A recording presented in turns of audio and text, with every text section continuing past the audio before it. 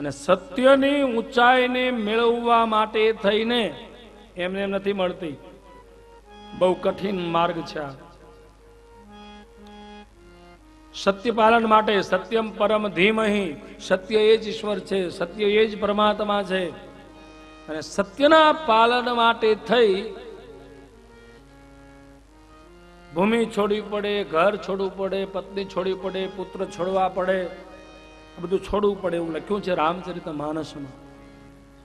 કે આ બધું છોડવાનો વખત આવે અને જે જે સત્યના માર્ગે હાલ્યા એ દરેકને આ છોડવું પડ્યું છે. બલિરાજાને ભૂમિ છોડવી પડી, બધું આપી દેવું પડ્યું. વિદુરજીને ઘર છોડવું પડ્યું સત્યને માટે થઈને. કાલ સવારનો દાખલો ચંગાવતી અને શેઠ સગારસા દીકરાને છોડવો પડ્યો સત્યને માટે થઈ. જલારામ સત્ય માટે થઈ પત્નીને છોડવી પડી. સત્ય માટે થઈ અને તમારી પાસે છોડવાની તૈયારી હોવી જોઈએ, તો જ સત્યની ઊંચાઈ તમને મળે. અને જે છોડશો એ પાછું તમને મળશે. બલિરાજાએ છોડ્યું તો એને શું મળ્યું? ભગવાનના ચોકીદાર થવાનો, ભગવાન એના ચોકીદાર બન્યા.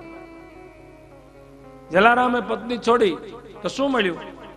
ભગવાન ઉભા રહ્યા, મૂકીને જવું પડ્યું. સામે પાછું આવશે, છોડશો. ટેલિયાને મારી નાખ્યો, શું થયું? ભગવાન મળ્યા ફરીથી. સત્ય માટે પોતાનું શરીર પણ છોડવાનો વખત આવે તો છોડી દેવું એ શાસ્ત્રમાં. અને શરીર પણ છોડ્યા છે સત્ય માટે દધીચી ઋષિએ. આવી જેની સત્યની ઊંચાઈ હશે, ભગવાન કહે એવા માનવ દેહરૂપી પહાડના હૃદયમાં હું નિવાસ કરીશ.